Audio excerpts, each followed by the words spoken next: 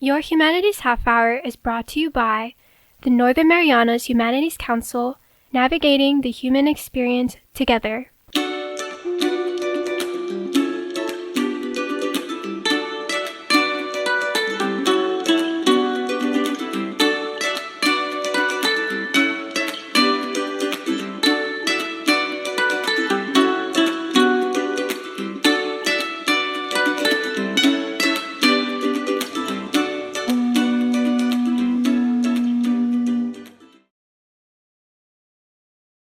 Hafaday, Tiro, and welcome to Your Humanities Half Hour. I'm Catherine Perry. Today, our guest is the 2025 CNMI State Teacher of the Year, Yeji Lee. Yeji, welcome. Happy New Year. Happy New Year. Thanks for taking time on your break to come and chat with us. Thank you for the invite. Congratulations. How did you feel when you heard you were Teacher of the Year? Oh my goodness, I was very surprised. I was not at all expected to be named as a State Teacher of the Year, so I was very honored, very thankful still. So excited. Teaching, man, we were chatting before the show. It's so fun and yet so requires a lot of energy. Well, how did you become interested in this profession? Well, honestly, I always wanted to be an artist. If somebody asked me, I was like, I think I was born to be artist, but I ended up in a profession of teaching, and I kind of thought about that. I'm like, why did I change that path from artist to teacher? At the last minute, I changed it right around like my college year, and I kind of thought about it, and maybe it's kind of some sort of similar as making art piece and working with student. Like for example, when you are drawing or painting, I still, by the way, love painting and drawing. When I draw or paint, I need to think about what medium I select and what am I drawing here. And same goes for like working with student. I need to know individual student, what their strength is, what their weaknesses are, what kind of goals should I set for this student, and what kind of goals should I set for these other student with different needs and wants.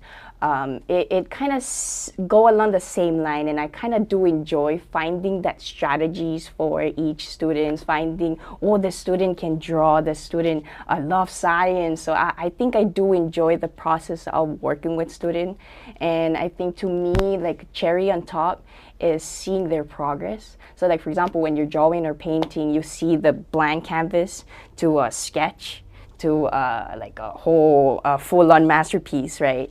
And you see the progress. You can definitely see the progress, like a visible progress working with student. Like I'm not talking just like growth in terms of academic. I'm talking like personal growth. So like for example, my student who did not enjoy school, didn't want to come to school, all of a sudden started deciding to come to school with all different strategies that we worked together. Finally, it somehow worked out, and the student comes. Was it snacks? Snacks?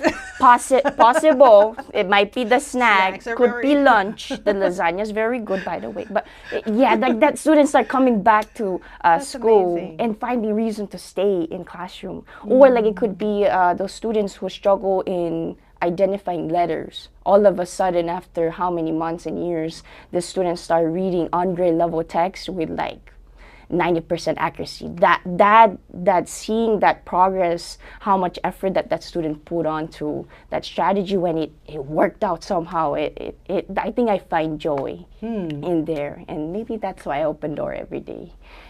You have said that one of the strategies you use is to help the students find their purpose for learning. That's right. Describe for us a day in your classroom and how you incorporate this into what you do. So it's starting last school year. Our school, WSR is one and only school in CNMI that implemented departmentalizing in 5th grade level. So we have our student rotate. So in the beginning, we have about 15-minute blocks for homeroom students. So when I open my door 7:30, I start having my team captain or my class leader recite this chant called "I Am Somebody." It was inspired by a TED Talk. Rita Pearson, she's an amazing educator out there. So I had them recite this chant as to a reminder for them that they have purpose here. They're the best student I'm the best teacher, so we can work this together. So I installed that in the beginning of the school or the day where before they start transitioning. So we do that, and we follow up by morning meeting where we kind of get to know how was the weather, how are you before, or we do play some games to kind of start their day without bombarding them with all the academic skills. And then right after my teaching block starts, it's about 50 minutes, and I work with 5 classes, total of 100 students. So usually I start by day with a fun bell work, anything related to our content. So I try my best to hook my students because their motivation is going down as the year progresses. So I need to get them up and start waking them up like, let's go. So that's my beginning. I wake them up with some fun questions. Like, for example, if I'm teaching engineering, I go, okay, tell me about the best game that you play, and tell me why that game is best. So then I can hook them up later on in terms of engineering. Okay, you know why that game is fun? You know why did you know that previous version of that game had what kind of graphics? So I can relate them into what they like. And what they like actually in everyday life after school is actually related to what we learn in the classroom. So I try my best to do that. And I spend about 10 minutes doing our whole group session. So during my whole group session, I try to target all my learners. I usually became like an actress there. I jump around, move around, dance around with my students. I think that's only way to engage myself. If I have fun, my students have fun. Mm-hmm. So I start moving around. I do this called whole brain teaching, where it target to activate their parts of the brain by moving around, recite, dance around, copy, recite, and then basically making it to your own to apply that to solve a problem. So I do this whole brain teaching where I do mirror words, for example. That's when my students copy my gestures, my words, and so we're all jumping, dancing around. So if you just open my classroom door, I might just go around and hold the dance around. So with my students, of course, and I go with Teach OK, which also part of the whole brain teaching, where my student now turn themselves, they become, myself right there, and they start teaching their neighbors. So you will hear a lot of noise, a lot of movement, and I think that's one way to really motivate our learners nowadays that are so comfortable looking at the screen. Now they are the one becoming the enemy character inside in our classroom. So that's one way I do engage. And then after that, I move on to my center or independent work with my students. I have them work on their independent work while I pull out my students to work with those that are in needs, that needs extra support. I pull them out during that independent work time. I work with them and get to another class right after. I love the fact that you are like getting the kids moving as part of a way to help them remember what it is you're trying to teach them. You mentioned departmentalization, which I think a lot of us, when we think back to 5th grade, we had the one teacher who taught all the subjects, but under that, you kind of specialize. A teacher will specialize in an area. What's your area of specialty? So I teach science. I teach science using the CNMI district curriculum. We have 2 curriculum that I do use in my class. One is HMH into science curriculum. That is my main curriculum that I go follow by like a textbook. And then I also implement using PLTW, Project Lead the Way launch program in my class. Can you tell us more about that, Project Lead the Way? So Project Lead the Way is targeting all age group. It's basically a science curriculum to teach STEM in the classroom. Yet for Project Lead the Way PLTW launch is targeting pre-K to 5th grade students, really targeting them problem solving, activity-based, and project-based to teach them about STEM and also different areas of science, mainly focusing on engineering aspects of it. So my students are creating hands-on solutions to problems.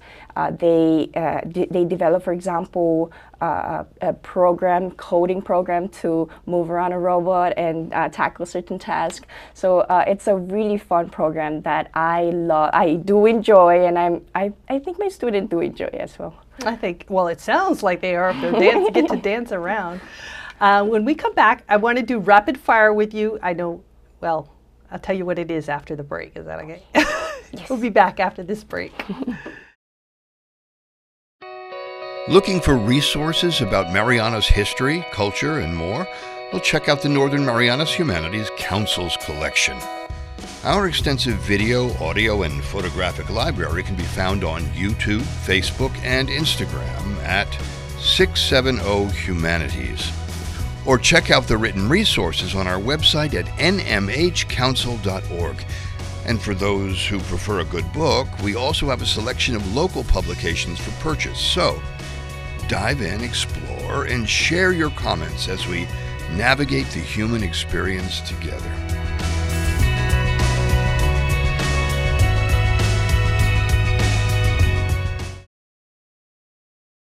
Welcome back. We're chatting today with the 2025 CNMI State Teacher of the Year, Yeji Lee. Yeji, before we do rapid fire, teachers today, they spend about as much time, waking time, with children as parents do. As a fifth grade teacher, what are you seeing are the needs of today's fifth graders academically, but also to become a healthy, whole person, little person, and eventually an adult in our community? What are their needs? I cannot speak on behalf of the entire fifth grade community, but in my teaching, 6 years of teaching in fifth grade classroom, I do notice the drastical decrease in motivation in terms of academic versus I see many students highly dependent guidance over the course of years. And also I do see some increased number of IEP student. What is IEP? It's individualized education plan. Student may qualify with, if they qualified, they might have a disability or any conditions that might need additional support or individualized plan for them, which requires some modification and accommodations. So I do notice some increasing number of those students with IEP students. So yeah, and it is understandable though if you do understand their dynamic, because these guys that are coming into fifth grade right now, that are fifth grade students, they started their kindergarten year during pandemic. So they had some loss of instructional time and face-to-face instructional time. They came back after loss of instruction, school closure. They went through remote learning in a kindergarten level, and they came back to school, and we were benefited out of a high-dose tutoring. We have a high-dose tutoring helping out every classroom. It was beautiful, yet we discontinued that service starting this year. So you see these students who are very used to getting a lot of supports, one-on-one supports from teachers and high-dose tutoring in a classroom, they missed out the half chunk. So you see they will lag more of they want more of your attention. They need guidance. They want assurance more than ever. And we do see that from our students. And to be honestly, I feel like as a science teacher here, I do see the importance of STEM education, STEM learning. Science, technology, what's E? Engineering and mathematics, yes. That come along because that really teach them problem-solving skills. They need to take initiative of their own learning to actually tackle one task to move on to the next one. And it also opens up a lot of opportunities, in my opinion, the STEM itself, because I do believe that some students, they go through so much emotionally and physically in and out of the campus that they cannot put academic as their priority because of all the challenges that they go through. So they might not end up in a college, for instance. Now, many of my students will end up in a college. I do know that. So then the STEM opened up a door for those students who needs different getaway than just staying in school. You can be an engineer instead of going to a college. You can be a technician. You can build something. You can invent something. So it kind of opened a getaway doors for opportunity for those students who might not end up in a college. So I do strongly believe, I do advocate for STEM learning. Well, you have some other tools in your pocket or in your toolbox for helping to motivate kids. Rapid fire Boss battle.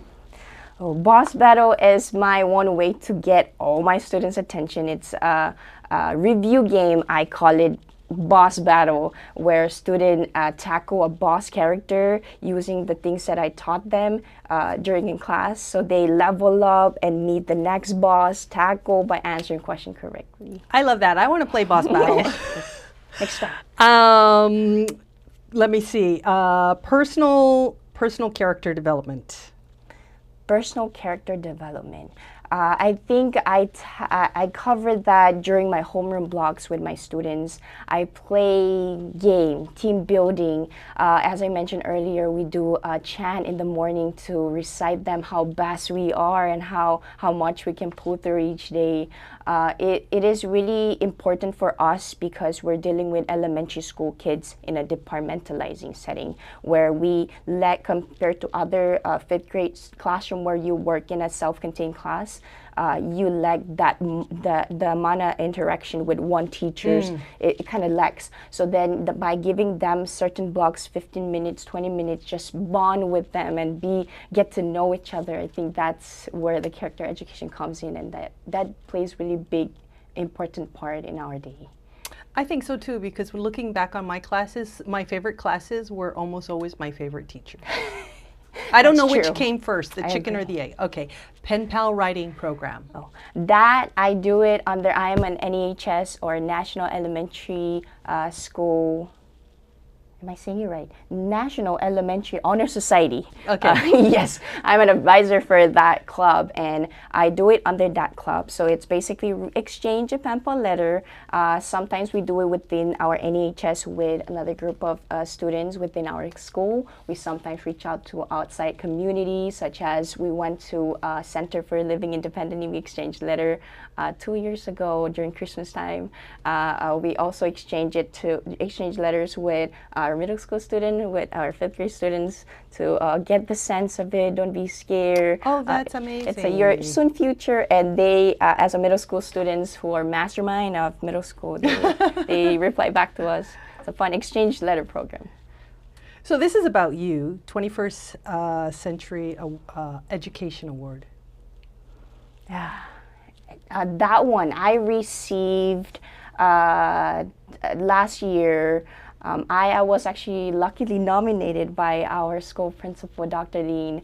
I was not totally expected with that either, but I believe I was given to that award because I love technology, and I think they saw me using it a lot. I love when students use the technology. It is one of the key aspects to target our 21st century skills in a classroom. I think they saw my love towards technology. Your enthusiasm. They walked by your class and heard you dancing and cheering with the kids. Every state teacher, I mean, I know you guys like get together every year, you have training and all this other stuff. What is your message, or what do you hope to convey as Teacher of the Year over the next school year? That's a big question. Oh my gosh. Well, I think I am very honored to be even named as a State Teacher of the Year. I was a little girl in the corner, avoiding eye contact with the teacher because I didn't understand what was going on. And imagine I was a 6th grade, I just went to the States, California, only language I spoke was Korean. I only knew a few words.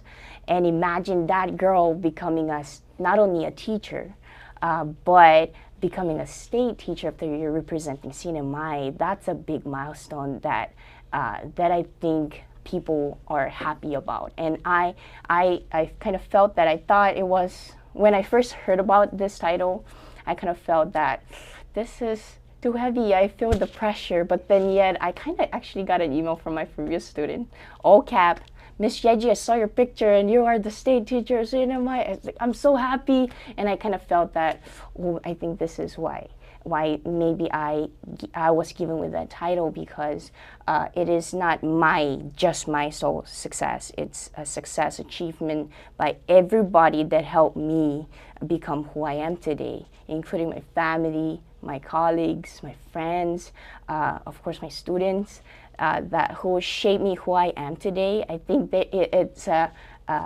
mission for me to spread that, give it back to our community. I think that's what I'm assigned to, and I'm happy to fulfill that duty. That's sweet. I'm so happy to have met you and to hear about how you're inspiring the kids there at W.S. Rages Elementary. Wish you the best in the year ahead, everything that you have coming to you as Teacher of the Year and everything that you are going to grow into and give back to the community.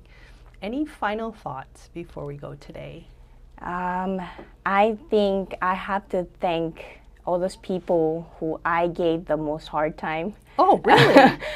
And those people who inspire me so big that, like, I feel like I was being challenged by so many people, and I also challenge other people a lot. Yet they inspire me so much, and I hope that I can inspire them back. I thank everybody, including my family, my 2 daughters that are staying home right now, my partner who always joked me my bad side so that I release my stress.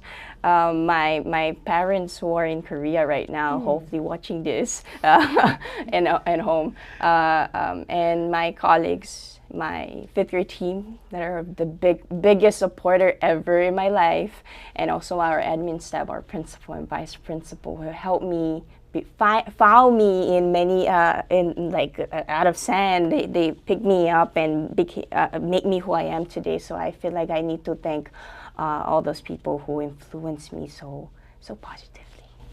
Yeah, you know, we started this conversation talking about how you see working with the kids as creating a piece of art. And I think that's really what you've done with your own life. You took some of the adversities that you had to overcome, your cross-culturalism, all your experiences, and you've made something beautiful. So congratulations again. Thank you very much. Our guest today has been Yeji Lee. She is the 2025 CNMI State Teacher of the Year, and she's a 5th grade teacher at W.S. Rages Elementary School in Saipan. This has been your Humanities Half Hour. Happy New Year. I'm Catherine Perry.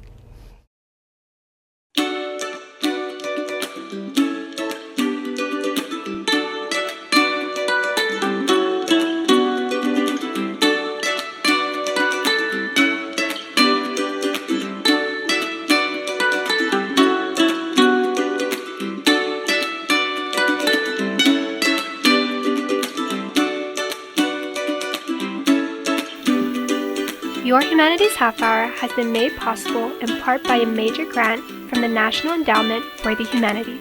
Democracy demands wisdom. Any views, findings, conclusions, or recommendations expressed in this program do not necessarily represent those of the National Endowment for the Humanities. For more information or to share your thoughts, contact the Northern Marianas Humanities Council at nmhcouncil.org or on social media at 670 Humanities. That's 670 Humanities.